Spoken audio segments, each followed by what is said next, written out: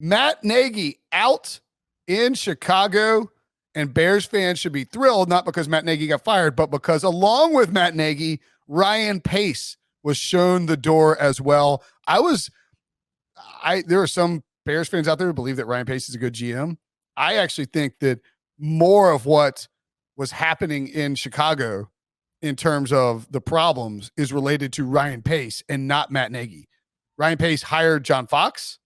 He hired Matt Nagy. He drafted Mitchell Trubisky, in a class with Deshaun Watson and Patrick Mahomes. And he also traded up to draft Justin Fields, signed my boy Mike Glennon, signed Andy Dalton.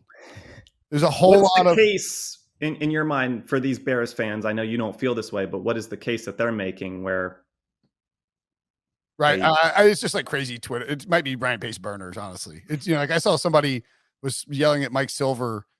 Mike Silver quote tweeted it. That's how I saw it. But he was like, Ryan Pace is a top 10 GM. It's like, what? Like on what planet do you lead you to believe, what planet do you reside on that leads you to believe that Ryan Pace is a top 10 GM? I don't get that. The Bears have gone, they went 12-4 in Matt Nagy's first year. But prior to that, and I believe, because, oh my God, Ryan Pace gave John Fox 3 years, 6-10, 3-13, 5-11, 12-4, 8-8, 8-8, 6-11. This roster is sort of similar to the Vikings in the sense that you might have a quarterback. We don't know. Certainly a more attractive job because of Justin Fields. If you're a coach who believes that Justin Fields can be an elite level NFL quarterback, this is a very attractive job. I think there are still questions about Justin Fields. He fell in the draft for a reason. This team, but this roster is not as good. Like, people having their minds that the Bears have a good roster. Allen Robinson's going to be gone, and what a disaster season for him this past year. Darnell Mooney's nice. Cole Kmet, a decent little piece. There are some offensive line pieces in place, but it's not a great offensive line. David Montgomery's a fine running back. I don't think you're going to pay him though. And Andre Castile in the chat says, hell no, Vikings job very much more attractive than the Bears. Maybe so. I think it depends on it depends on your feelings about Justin Fields, right? Like you said, the immediate ability for the Vikings to make the playoffs in 2022 might be greater, but I think if you're looking at a long-term ceiling, you go with the Bears. If you feel decent about Justin Fields, if you like Justin Fields, then the Bears job is a more attractive long-term position than the Vikings job. Just do you because like Justin Fields? Do I like Justin Fields? I like Justin Fields. I like him too. I don't know if I love Justin Fields, but I like Justin Fields. You hated him this time last year. I wasn't a big Fields guy. But then he grew on me in the draft process. And now I'm like in a weird spot where I kind of like him. It's bizarre. The Bears have had one good season and they snuck into the playoffs at 8-8 in 2020. Matt Nagy went to the playoff twice in 4 years and got fired. What are you supposed to do in this league? I forget about last year. Like, it's just wild to me that team snuck in last year. Matt Nagy finished 34-31. So he had a winning record, went to the playoffs twice, and he got fired for it. I don't know what you're supposed to do. This is a disaster season for the Bears, and they still went 6-11. They were terrible. I'm not saying they're good. No tweets yet from Bleep. It's early out there, Mountain Time Zone. Yeah. I'm trying to get a little reaction from our old friend Sean, but nothing yet. The Bears' offense was really the problem, though, because Matt Nagy, former offensive coordinator for Andy Reid, team went, since 2019, they ranked 27th in points per game, 28th in yards per game, 31st in big plays, and 28th in passer rating. Defense had gone from first in the NFL in terms of points allowed in 2018 under Nagy. When they went 12-4. We talk about his good resume, but it's also, it's sort of like Zimmer in the sense that it's great that you are winning games, but it feels like a mirage with Nagy to a degree because the offense has never been good despite having 2 first-round quarterbacks. and multiple free agent signings. I'm not saying that their quarterbacks were the answer or anything like that, but my point is just, he's been, in theory, given the tools to make it work. The offenses have never been good, and the defense was already good in place when he showed up because of the Khalil Mack trade. And that was the first season. Right. Mack comes the summer of Nagy's first year. So I was going to, that 2018 year, do we give a little bit more credit to Ryan Pace just for that year to get them to that 12-4? Yeah. Or Vic Fangio. I mean, the defense, since Vic Fangio left, right? The defense it was first in 2018 in terms of points per game allowed, fourth in 2019. And Fangio. That's probably the answer right there. Vic Fangio, he leaves the next year for Denver. They drop off a cliff. Yep. Because Fangio was in Denver was he in Denver for only 3 years? Yeah. 3 years. Yeah. So basically they were able to, and Chuck Pagano came in after Fangio, kind of held it together in 2019. And then now the defense is middling. And if you have a offensive minded head coach who is bald and wears a visor on the sidelines, which is still a big bugaboo with mine, like, just wear a hat, bro. If your defense that was propped up by coordinators falls off a cliff and is just average, and you can't get the offense to work, and you're an offensive minded head coach, then, it's just not going to happen. I think Bears fans are irrational about who they might get next. Like, I'm in a chat with some Bears fans. Do you want to get? I want you to guess. Like there's a splash name they think that they can get, and I've seen this from other Bears fans out there. Who do you want to have a guess about who? And you can guess in the chat if you want to, about who Bears fans think that they're going to get. It's insane. I mean, you're setting it up. I'm led to believe that it's someone currently employed by another team. Is it like a Tomlin? You are all. No, it is. Mike Tomlin was in it. Mike Tomlin and Sean Payton were the names that I saw thrown out. Grow up. You're not. I mean, maybe they could trade 2 first-round picks, which they had 2 of them, by the way. Or no, they traded. They don't have any first-round picks. You're not. Yeah, what am I talking about? The Giants have 2. You're not getting Sean Payton. Sean Payton just won. Sean Payton is the king of the castle in New Orleans and just won 9 games with the Taysom Hill and Trevor Siemian and Jameis Winston. Like, no, you're not.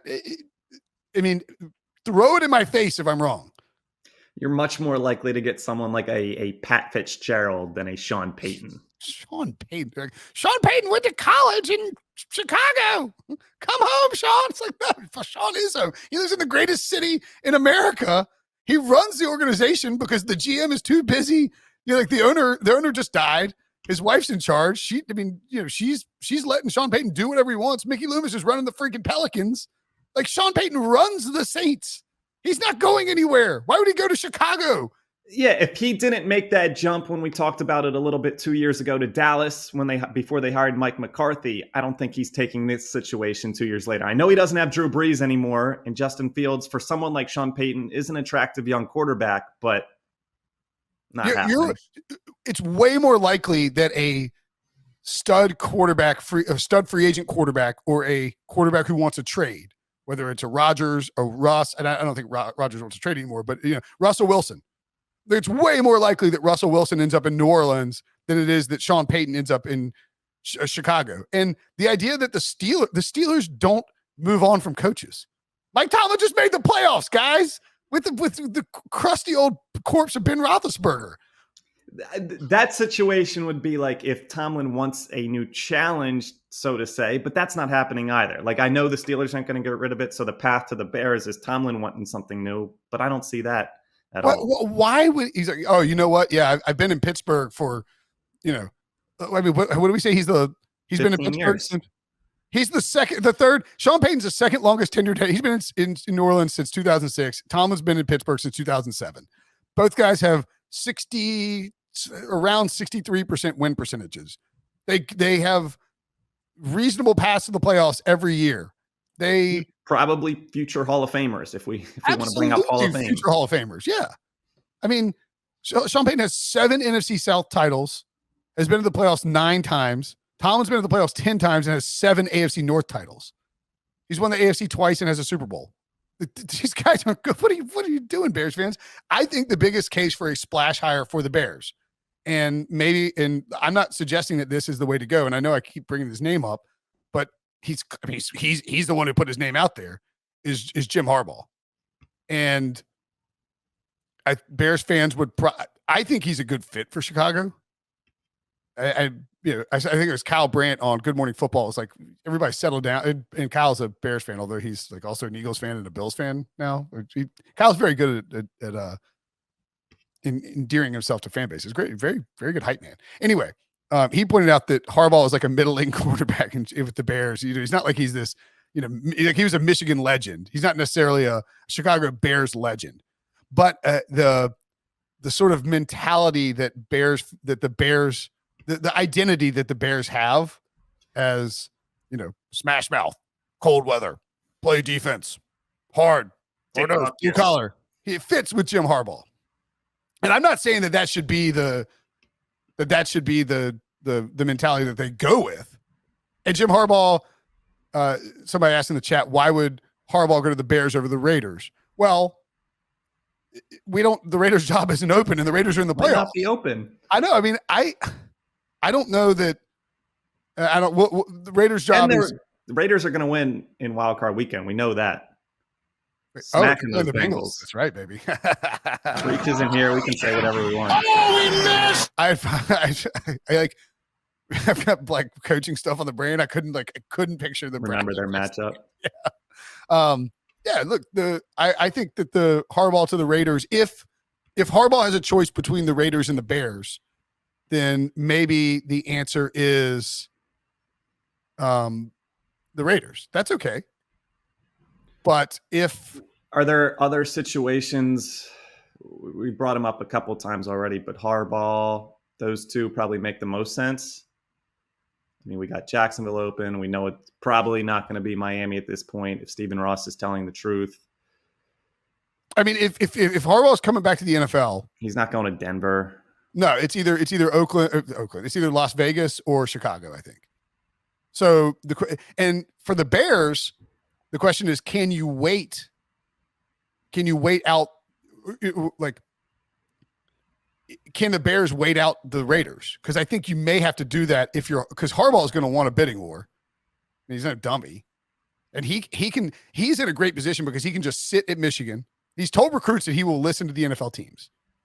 So if you're Harbaugh, and by the way, this could all be a giant ploy to reverse engineer the pay cut that he took last year coming into this season, where he gets Michigan just to pony up cash because there's 2 NFL teams interested in him.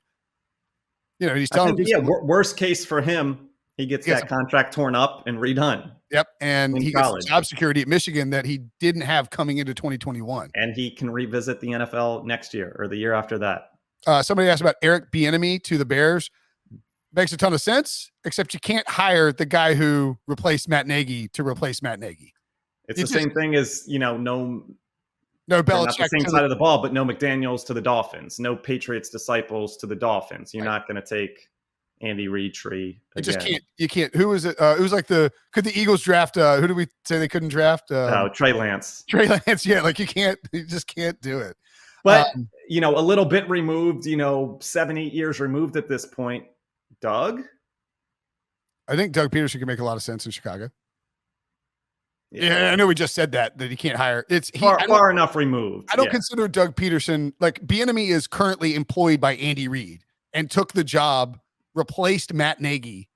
Now Nagy replaced Doug Pederson. I do think that I think that Pederson is an acceptable hire. The Bears, God almighty. We're talking about another job that Dave Wannstedt held down for like 5 or 10 years, just like the Dolphins.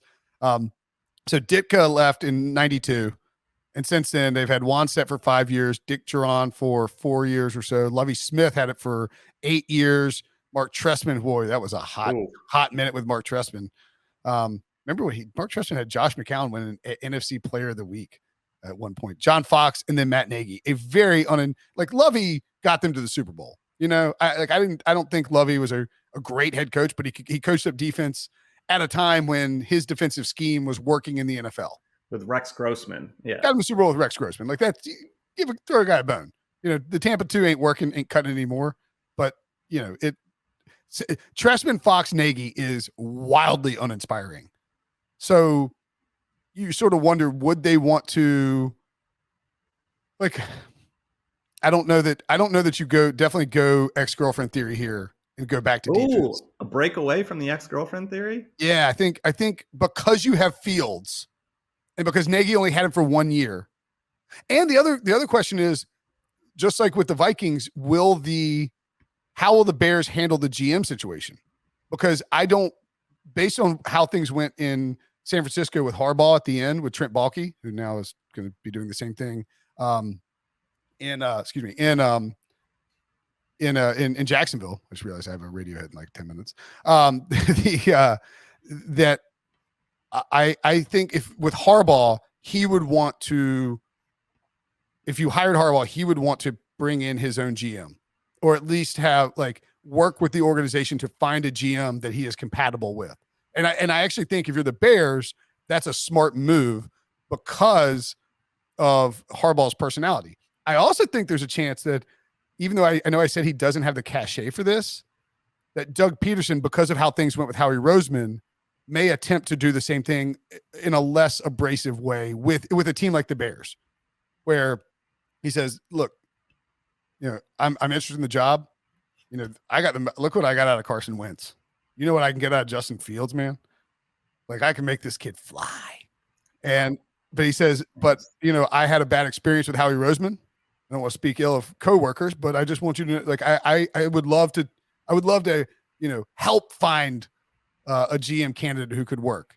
And I think at that point, if you're Doug Pederson, you point to what Andy Reid did with John Dorsey. And I know Dorsey eventually got fired, but you say, look, Andy's my mentor.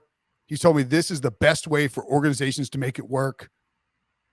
Of course, then you bring up Andy Reid and the Matt Nagy thing. So I don't know. Doug Pederson could make sense. I think Doug Pederson or Jim Harbaugh make a lot of sense for Chicago. Let me run through just a couple names. You tell me if you would give them an interview if you're the Bears. Josh McDaniels. Absolutely. McDaniels would make a lot of sense. Brian Daboll. Absolutely. Yeah. Blooms off the rose a little bit. But I mean, it's not like, Brian, Josh Allen's freaking awesome. And he's a toolsy, raw quarterback, sort of, a little bit of, like Fields. So, yeah. Nathaniel Hackett in the division. You staying away from that? Is Hackett staying away from that? I'm not. If I'm Nathaniel Hackett and I have a pretty good idea of what, why is somebody accusing us of Justin Fields hate in the chat? What are you talking about, Charles? They're looking at tweets from 2021. I know. I guess so. January 2021. Maybe, yeah. If I'm Hackett, I have a pretty good idea of what Aaron Rodgers plans to do, I think, just because of my close proximity to him. You're working with him constantly over the last, several years, but certainly over the last year. I think if Aaron Rodgers is staying, you have a good idea about it. And if Aaron Rodgers is staying, you shouldn't take a job in the division with Aaron Rodgers. It's begging to get fired very quickly. Yeah. And that, I think there's a history of that. When it does happen, it doesn't last very long. Kellen Moore, Leftwich, we'll throw them in a bucket together. Greg Roman. And then if you do want to consider defense, there's options out there. They're not going to bring Fangio back, their last defensive coordinator as their new head coach. Zimmer, same kind of, in theory, fired from a division rival. That's not going to happen. Payton, Tomlin, count that out. Todd Bowles, Gerard Mayo get thrown around a lot. This is a situation that Flores could make sense, or no? I know you've been leaning offense, but Flores makes a lot of sense here. Also, you got to figure out the GM. I mean, again, like what's the GM situation? Flores, like Doug Pederson, like Jim Harbaugh, may want to say, "Hey, look, I went about 500 with the freaking Dolphins, and went 4-2 against Belichick, and I got fired because my GM didn't like me, and we had a power struggle. So, I'll listen, but I need to have some input in who we're going to hire as the GM, or I don't want, I don't want you guys just to hire me and then toss a GM in there. I think that's if you've been burnt like that, you're probably going to ask for, if you have that cachet, you're going to ask for that. Yes. I think that Brian Flores would make a lot of sense. I'm trying to think who else for the Bears. Byron Leftwich, sure, that would make sense. Kellen Moore.